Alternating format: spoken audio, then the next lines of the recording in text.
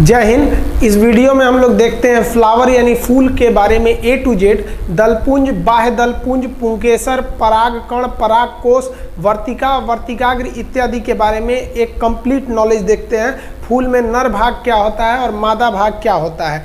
इसमें हम लोग फूल चैप्टर को पूरे कंप्लीट देखेंगे एकदम डीप से। देखिए, फूलों का जो अध्ययन होता है उसे हम एंथोलॉजी कहते हैं। फूल जो होता है वो मुख्य रूप से पौधे का जनन अंग होता है। इसी से पौधा अपने नए जनरेशन का शुरुआत करता है। फूल लगेगा तभी अगला जनरेशन तैयार होगा। फूल जो होते हैं उसका मुख्य कार्य होता है प्रजनन के सहायता से, प्रजनन के माध्यम से फल का निर्माण करना।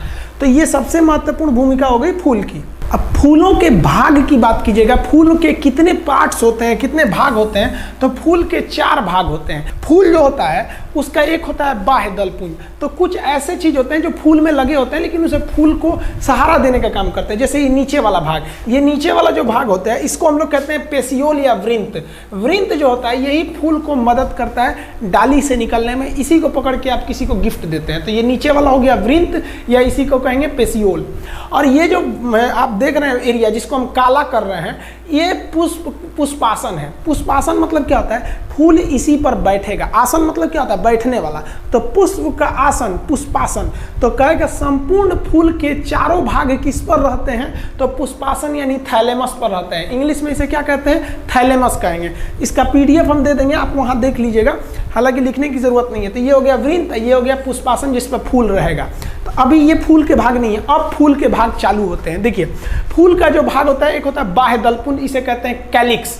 बाह्य दलपुंज जो होता है जिसको हम ग्रीन कलर से यहाँ कर दिए हैं, ये है आपका बाह्य दलपुंज। अब आप कहिएगा सर ये बाह्य दलपुंज का काम क्या होता है, तो जब फूल कली अवस्था में रहती है ना, तो उसको रक्षा देने का काम बाह्य दलपुंज करता है। देखिए ध्यान से यहाँ पर, इसमें आप देखिएगा इस इमेज में, तो ये कली अवस्था में, इसको हम सीधा कर देते हैं। ऐसे तिरछा में समझ में नहीं आ रहा होगा आप लोग को, सीधा कर देते हैं, ध्यान दीजिए। फूल अभी कली अवस्था में, तो ये जो कवर लगा हुआ है ना ग्रीन कलर का, इसी को कहते हैं बाहरी कवर यानी बाह्य दलपुंज। इंग्लिश में कहेंगे कैलिक्स। समझ में आया? अब ये कैलिक्स एक तो है नहीं, कई ठो रहते हैं, 4-5 ठो कैलिक्स रहते हैं। तो इसके एक टुकड़े को हम कहते हैं सेपल। सेपल कोई बहुत बड़ा चीज नहीं है, हटाइए उसको। सेपल के समूह को हम कैलिक्स कहते हैं। तो अब कैलिक्स समझिए बाह्य दलपुंज। तो ये हो गया हमारा बाह्य दलपुंज। ये कली को क्या करता है, रक्षा देता है। जब कली धीरे धीरे खुलने लगती है तो कैलिक्स बाहर हटने लगता है। देखिए यहाँ कैलिक्स क्या हो रहा है, ये बाह्य दलपुंज बाहर खिल रहा है, तो बाह्य दलपुंज धीरे धीरे बाहर खिलने लगता है। और जब पूरा फूल खिल जाता है तो बाह्य दलपुंज नीचे लटक जाता है। ध्यान दीजिए, इसमें नीचे से लटक गया है। ये क्या है, बाह्य दलपुंज। बाह्य दलपुंज हमेशा हरे रंग का होगा, क्योंकि कली अवस्था में यही प्रकाश संश्लेषण यानी फोटोसिंथेसिस द्वारा कली को भोजन भी देता है। तो फूल का पहला पार्ट समझ में आ गया, बाह्य दलपुंज। बाह्य दलपुंज क्यों नाम हुआ, जब फूल बना ही नहीं था तो ये उसके बाहर में था, बाह्य दलपुंज। अब इसका दूसरा पार्ट देखते हैं। यहाँ हम आपको ग्रीन कलर से दिखाए हैं, ये वाला बाह्य दलपुंज हो गया। अब अगला पार्ट होता है दलपुंज। दलपुंज को हम कहते हैं कोरोला। दलपुंज को क्या कहते हैं, कोरोला। कोरोला जो होता है, फूल की पत्तियां होती हैं जो कई रंगों की होती हैं। जैसे गुलाब का लाल भी होता है, सफ़ेद भी होता है, कई कलर के, गेंदा में पीला, सूरजमुखी में भी पीला। तो जो रंग बिरंगी पत्तियां होती हैं इन्हें हम कहते हैं दलपुंज। इसके बाहर जो हरे रंग का कली अवस्था में था उसे बाह्य दलपुंज। तो यहाँ हम आपको येलो कलर का कर दिए हैं। ये क्या चीज़ है भाई, तो ये है भैया दलपुंज। ये दलपुंज कई रंगों का होता है। दलपुंज के रंग अलग अलग होते हैं। इनका रंग अलग अलग क्यों होता है, तो ये भंवरों को आकर्षित करते हैं, भंवरों को आकर्षित करते हैं। और इन्हीं दलपुंज में सुगंध होता है। आप फूल में क्या सूंघते हैं, दलपुंज सूंघते हैं, यही सूंघते हैं। अब देखिए, कुछ फूल ज़्यादा सुगंध करते हैं, कुछ कम करते हैं। तो जो फूल रात में खिलते हैं वो सुगंध के द्वारा कीटों को आकर्षित करते हैं। अतः रात में खिलने वाले फूल ज़्यादा सुगंधित होते हैं। जैसे रात रानी होती है, पूरे बहुत महकता है रात रानी का फूल। और जो दिन के समय के फूल होते हैं वो रंग बिरंगे होते हैं। वो रंगों के द्वारा कीड़े मकोड़ों को, भौरा, तितली इत्यादि को आकर्षित कर लेते हैं। अब आप बताइए ना, रात के समय फूल रंग बिरंगा खुल के क्या होगा। रात में आप किसी लड़की को आंख मार देंगे तो क्या मतलब बनता है, तो उससे नहीं ना होगा। तो रात में जो भी चीज खिलते हैं उनमें रंग सफ़ेद होता है। रात में खिलने वाले फूल सफ़ेद होते हैं, अधिक सुगंधित होते हैं। दिन में खिलने वाले फूल रंग बिरंगे होते हैं और सुगंध कम होता है। फूलों का रंग हम किसे देख कर पता करते हैं, तो ये हो गया आपका कोरोला यानी दल पुंज।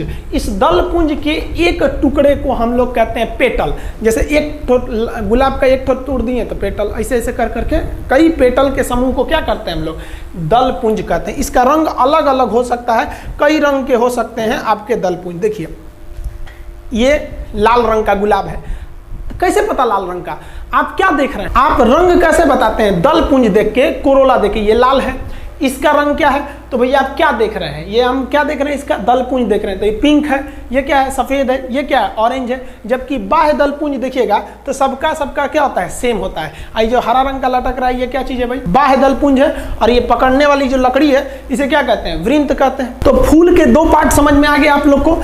पुष्पासन कहाँ होता है भाई, तो पुष्पासन तो नीचे होता है, आप देख सकते हैं पुष्पासन को इजिली आप देख सकते हैं। यहाँ देखिए आप इमेज में, ये क्या है, ये हरा वाला पार्ट ये पुष्पासन है, ये वाला पार्ट जो है ना पुष्पासन है। जब ये बाह्य दल पुंज खुल जाता है तो पुष्पासन ढक जाता है। जैसे देखिए इसमें खुल गया है तो पुष्पासन ढक गया है, तो इसे हम कहते हैं थैलेमस पुष्पासन। याद रखिएगा थैलेमस को अच्छे से। जब हम आपको फाल्स फ्रूट यानी असत्य फल पढ़ाएंगे तब बताएंगे कि वैसा फल जो फूल में नहीं बनता है बल्कि डगर के नीचे चलाता है तो उसे हम लोग असत्य फल कहते हैं, ये फल में पढ़ाएंगे।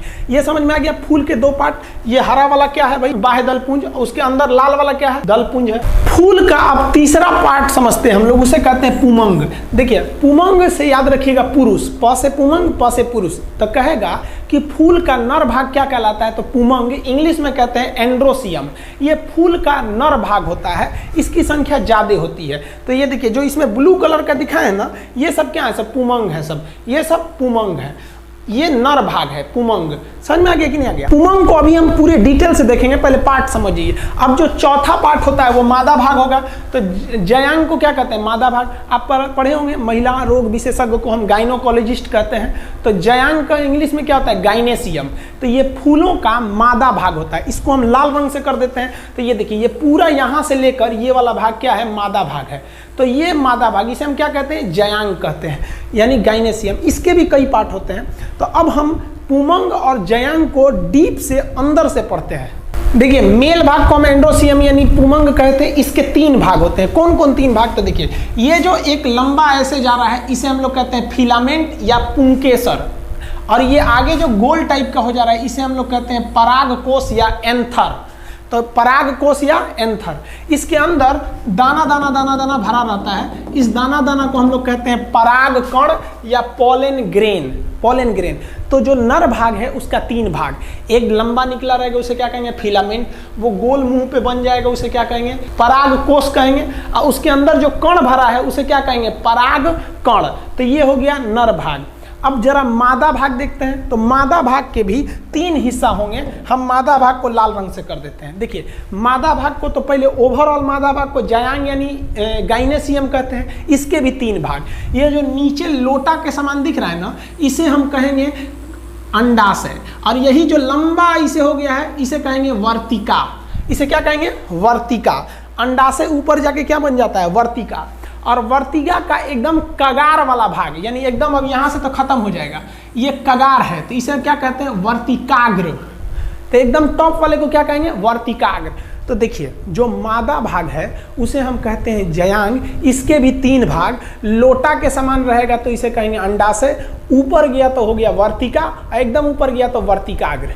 इंग्लिश में देखेंगे तो ओवरी, सीधे गया तो स्टाइल, एकदम ऊपर वाला पार्ट को स्टिग्मा कहते हैं। यहाँ हम इंग्लिश भी लिख दिए हैं, आपको पीडीएफ भी दे देंगे। नर भाग के भी कितने थे, नर भाग को हम क्या कहते हैं, पुमंग यानी एंड्रोसियम। इसके भी तीन भाग। लंबा गया इसे तो उसे क्या कहते हैं हम लोग, पुंकेसर। गोल ऐसे जाके गठिया गया तो उसे क्या कहेंगे, परागकोश। और उसके अंदर जो कण भरा है उसे पराग कण। इंग्लिश में फिलामेंट, एंथर और पोलन ग्रेन।